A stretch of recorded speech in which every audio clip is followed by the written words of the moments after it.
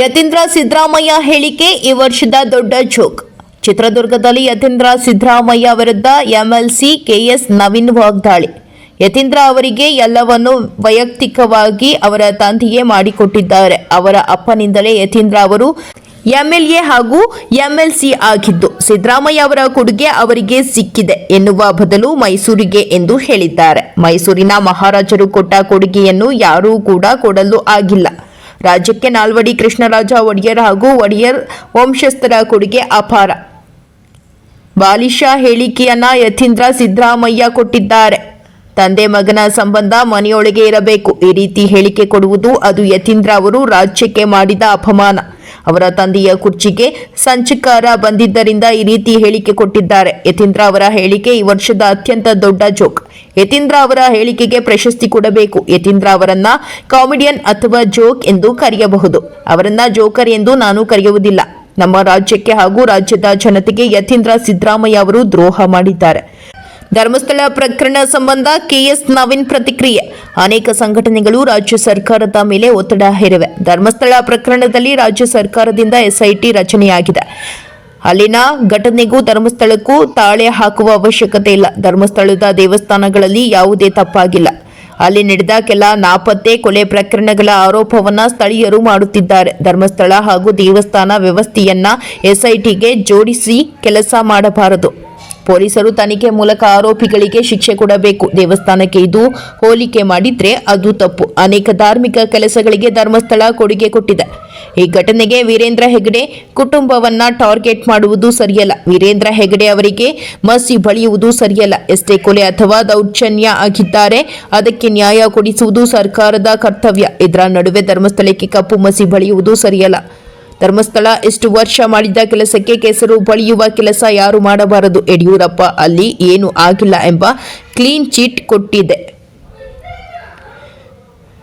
ದೇವಸ್ಥಾನದ ಕಡೆಯಿಂದ ಏನೂ ಆಗಿಲ್ಲ ಎಂದು ಅರವು ಹೇಳಿದ್ದಾರೆ.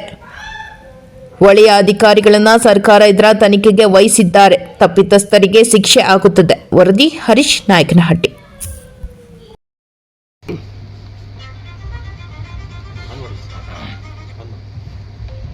ಈಗಾಗಲೇ ರಾಜ್ಯ ಸರ್ಕಾರ ಅನೇಕ ಸಂಘಟನೆಗಳು ಅಲ್ಲಿ ರಾಜ್ಯ ಸರ್ಕಾರದ ಮೇಲೆ ಒತ್ತಡ ತಂದಿರುವಂಥ ಹಿನ್ನೆಲೆಯಲ್ಲಿ ಇದರ ಬಗ್ಗೆ ಒಂದು ಪಾರದರ್ಶಕವಾಗಿರುವಂಥ ತನಿಖೆ ಆಗಬೇಕು ಅಂತೇಳಿ SIT ರಚನೆಯನ್ನು ಮಾಡಿದ್ದಾರೆ.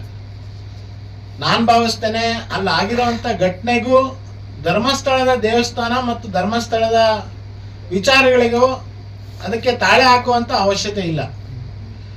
ಧರ್ಮಸ್ಥಳದ ದೇವಸ್ಥಾನ ಮತ್ತು ಧರ್ಮಸ್ಥಳದ ದೇವಸ್ಥಾನದಲ್ಲಿ ನಡೀತಾ ಇರುವಂಥದ್ರಲ್ಲಿ ಯಾವುದೇ ಹಗರಣಗಳಾಗಲಿ ಅಥವಾ ಯಾವುದೇ ರೀತಿಯಾದಂಥ ಏನು ತಪ್ಪುಗಳನ್ನಾಗಲಿ ಮಾಡುವಂಥದ್ದಿಲ್ಲ. ಇದು ಒಂದು ಅಲ್ಲಿ ನಡೆದಿರಬಹುದಾದಂಥ ಕೆಲವು ನಾಪತ್ತೆ ಪ್ರಕರಣಗಳು ಮತ್ತು ಕೆಲವು ಕೊಲೆ ಪ್ರಕರಣಗಳು ಇತ್ಯಾದಿ ಆಗಿದೆ ಅನ್ನುವಂಥದ್ದು ಕೆಲವರು ಅಲ್ಲಿಯ ಸ್ಥಳೀಯರು ಮಾಡ್ತಾ ಇರುವಂಥ ಇದು ಹಿನ್ನೆಲೆಯಲ್ಲಿ ಧರ್ಮಸ್ಥಳ ದೇವಸ್ಥಾನ ಮತ್ತು ಧರ್ಮಸ್ಥಳದ ಒಟ್ಟು ವ್ಯವಸ್ಥೆನ ಈ SITಗೆ ಜೋಡಿಸುವಂಥ ಕೆಲಸ ಮಾಡಬಾರ್ದು. ಆದರೆ ಪೊಲೀಸ್ ತನ್ನ ಕೆಲಸವನ್ನು ನಿರ್ವಹಣೆ ಮಾಡಿ ಸತ್ಯಾಸತ್ಯತೆಗಳನ್ನು ಅಲ್ಲಿ ತಪ್ಪಿತಸ್ಥರು ಯಾರಿದ್ದಾರೆ ಅವರನ್ನ ಗುರುತಿಸಿ ಆ ತಪ್ಪಿತಸ್ಥರಿಗೆ ಸರಿಯಾದಂಥ ಶಿಕ್ಷೆ ಕೊಡಿಸುವಂಥದ್ದು ಮಾಡಬೇಕು. ಮತ್ತು ಇದರಿಂದ ಯಾರು ಉನ್ನಾದ ನಡೆಸ್ತಾ ಇದ್ರೆ ಅವ್ರನ್ನೂ ಕೂಡ ಅವ್ರ ಬಗ್ಗೆನೂ ಕೂಡ ತನಿಖೆ ಮಾಡಬೇಕು. ಯಾಕಂದ್ರೆ ದೇವಸ್ಥಾನಕ್ಕೂ ಅಲ್ಲಾಗಿರುವಂಥ ಘಟನೆಗೂ ಹೋಲಿಕೆ ಮಾಡುವಂಥದ್ದು ಅಥವಾ ಹೊಂದಾಣಿಕೆ ಮಾಡುವಂಥ ಪ್ರಯತ್ನ ಏನಾರ ಮಾಡ್ತಾ ಇದ್ರೆ ಖಂಡಿತ ಇದು ತಪ್ಪು.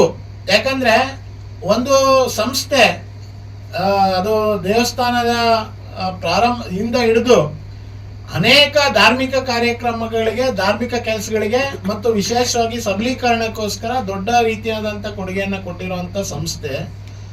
ಮತ್ತು ಈ ಎಲ್ಲೋ ಒಂದು ಕಡೆ ಈಗ ಆಗಿರುವಂಥ ಘಟನೆಯನ್ನ ನೇರವಾಗಿ ಇದಕ್ಕೆ ವೀರೇಂದ್ರ ಹೆಗಡೆ ಅವರ ಕುಟುಂಬದವರೇ, ವೀರೇಂದ್ರ ಹೆಗಡೆ ಅವರೇ ಇದಕ್ಕೆ ಮುಖ್ಯ ಇದು ಅನ್ನುವಂಥ ಏನು ನರೇಟಿವ್ನ ಕೆಲವರಲ್ಲಿ ಪ್ರಯತ್ನ ಅವ್ರ ಮೇಲೆ ಮಸಿ ಬಳಿಯುವಂಥ ಕೆಲಸ ಮಾಡ್ತಾ ಇದ್ದಾರೆ.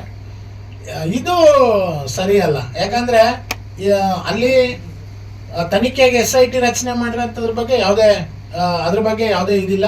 ಯಾಕಂದ್ರೆ ಯಾರೇ ಅದು ಒಂದೇ ಕೊಲೆ ಆಗಿರ್ಬೋದು, ಎರಡೇ ಕೊಲೆ ಆಗಿರ್ಬೋದು ಅಥವಾ ದೌರ್ಜನ್ಯ ಆಗಿರ್ಬೋದು, ಇದಕ್ಕೆ ನ್ಯಾಯ ಒದಗಿಸ್ಬೇಕಾಗಿರೋವಂಥದ್ದು ಯಾವ್ಯಾವ ಸರ್ಕಾರಗಳಿರುತ್ತೋ ಅವ್ರದ್ದು ಆದ್ಯ ಕರ್ತವ್ಯ ಇದೆ. ಆ ತನಿಖೆಯಿಂದ ಏನು ಹೊರಗಡೆ ಬರುತ್ತೆ ಅಲ್ಲಿ ತಪ್ಪಿತಸ್ಥರಾಗಿರೋಂಥವ್ರು ಇದ್ರೆ ಖಂಡಿತ ಅದ್ರ ಮೇಲೆ ಕಾನೂನು ರೀತಿ ಕ್ರಮ ಜರುಗಿಸಿ ಅವ್ರನ್ನ ಸರಿಯಾದ ರೀತಿಯಲ್ಲಿ ಶಿಕ್ಷೆಗೊಳಪಡಿಸಬೇಕಾಗಿರೋಂಥದ್ದು ಈ ರಾಜ್ಯದ ಜನರ ಆಶಯ ಇದೆ. ಆದರೆ ಇದರ ಹೆಸರಲ್ಲಿ ಧರ್ಮಸ್ಥಳಕ್ಕೆ ಕಪ್ಪು ಮಸ್ಸು ಬೆಳೆಯುವಂಥ ಕೆಲಸವನ್ನ ಮಾಡೋದಾಗ್ಲಿ ಅಥವಾ ಇಷ್ಟು ವರ್ಷ ಅವ್ರು ಮಾಡಿರೋಂಥ ಒಳ್ಳೆ ಕೆಲಸಗಳನ್ನ ಮುಚ್ಚಾಕುವಂಥದ್ದು ಕೆಸರು ಬೆಳೆಯುವಂಥ ಕೆಲಸವನ್ನು ದಯವಿಟ್ಟು ಯಾರು ಕೂಡ ಮಾಡಬಾರ್ದು ಅಂತ ನನ್ನ ಅಭಿಪ್ರಾಯ. ಅಮಾಯಕರ ಸಾವು ನೋವಾಗಿದೆ. ಇಲ್ಲಿ ಕ್ಲೀನ್ ಚಿಟ್ ಯಾರು ಕೊಟ್ಟರು? ಅಲ್ಲೇನೋ ಆಗೇ ಇಲ್ಲ ಅಂತ ಕ್ಲೀನ್ ಚಿಟ್ ಕೊಟ್ಟಿದ್ದಾರೆ, ಯಡಿಯೂರಪ್ಪರು ಹೇಳಿದ್ದಾರೆ. ಇಲ್ಲ ನೋಡಿ, ಈಗ ಕ್ಷೇತ್ರಕ್ಕೂ ಇದಕ್ಕೂ ಸಂಬಂಧ ಇಲ್ಲ ಅಂದ್ಮೇಲೆ ಏನೋ ಆಗೇ ಇಲ್ಲ ಅಂತ ಕ್ಲೀನ್ ಚಿಟ್ ಕೊಡೋದು ಎಷ್ಟು ಮಟ್ಟಿಗೆ? ನೋಡಿ, ಈಗ ಅವರು ಹೇಳಿರೋ ಅಂಥದ್ದು ನಾನು ಯಾವ ರೀತಿ ಹೇಳಿದ್ದೀನೋ ಅದೇ ಥರದಲ್ಲೇ ಏನು ಆಗೇ ಇಲ್ಲ ಅನ್ನೋವಂಥದ್ದನ್ನ ದೇವಸ್ಥಾನದ ಕಡೆಯಿಂದ ಆಗಿಲ್ಲ ಅನ್ನೋವಂಥದ್ದನ್ನ ಅವ್ರು ಹೇಳಿರ್ಬೋದು. ಬಿಟ್ರೆ ಅಲ್ಲಿ ಘಟನೆನೇ ಆಗಿಲ್ಲ ಅನ್ನೋವಂಥದ್ದು ಯಾವುದೇ ಸಂಖ್ಯೆ ಅಥವಾ ಸಂಶಯಗಳು ಬಂದ್ರೆ ಸಹಜವಾಗಿ ಅದು ತನಿಖೆ ಆಗ್ಲೇಬೇಕಾಗಿದೆ. ಅದು ಯಾರ ಮೇಲಾದ್ರೂ ಬರಲಿ, ಅದು ವ್ಯಕ್ತಿ ಮೇಲೆ ಬರಲಿ, ಸಂಸ್ಥೆ ಮೇಲೆ ಬರಲಿ, ಅದು ತನಿಖೆ ಆಗಬೇಕು. ಹಾಗಾಗಿ ಮೋಸ್ಟ್ಲಿ ಅದ್ರ ಮೇಲೆ ಈಗ ಕೋರ್ಟ್ ಇದೆ ಮತ್ತು SIT ರಚನೆ ಆಗಿದೆ. ಒಳ್ಳೆ ಅಧಿಕಾರಿಗಳನ್ನ ಸರ್ಕಾರ ಅದಕ್ಕೋಸ್ಕರ ನೇಮಿಸುವಂತ ಕೆಲಸ ಮಾಡಿದ್ದಾರೆ. ನಮ್ಮ ಜಿಲ್ಲೆಯಲ್ಲೇ ಇದ್ದಂತ ಅನುಚೇತ್ ಅವರಿಗೆ ಅದಕ್ಕೆ ತನಿಖೆ ಮುಖ್ಯಸ್ಥರಾಗಿದ್ದಾರೆ. ಬಹುಶಃ ನನಗನ್ಸುತ್ತೆ ಇನ್ನು ಕೆಲವೇ ದಿನಗಳಲ್ಲಿ ಇದ್ರ ಬಗ್ಗೆ ಎಲ್ಲವೂ ಕೂಡ ಮಾಹಿತಿ ಸಮಗ್ರವಾಗಿ ಹೊರಗಡೆ ಬರುತ್ತೆ. ಅದರಲ್ಲಿ ಸತ್ಯಾಸತ್ಯತೆನೂ ಕೂಡ ಗೊತ್ತಾಗುತ್ತೆ. ಅಲ್ಲಲ್ಲ, ಪಾಪ ಯತೀಂದ್ರ ಅವ್ರು ಹೇಳಿರೋದ್ರಲ್ಲಿ ಏನು, ಯಾಕಂದ್ರೆ ಯತೀಂದ್ರ ಅವರಿಗೆ ವೈಯಕ್ತಿಕವಾಗಿ ಅವ್ರ ಅಪ್ಪನೇ ಎಲ್ಲ ಮಾಡ್ಕೊಟ್ರದು. ಅವ್ರ ಅಪ್ಪನಿಂದಾನೇ ಅವ್ರು MLA ಆಗಿರೋದು, ಅವ್ರ ಅಪ್ಪನಿಂದಾನೇ ಅವ್ರು MLC ಆಗಿರೋದು. ಅವರು ಬಹುಶಃ ಅದು ನನಗಾಗಿದೆ ಅಂತ ಹೇಳೋದನ್ನ ಅವರು ಮೈಸೂರಿಗೆ ಅಂತ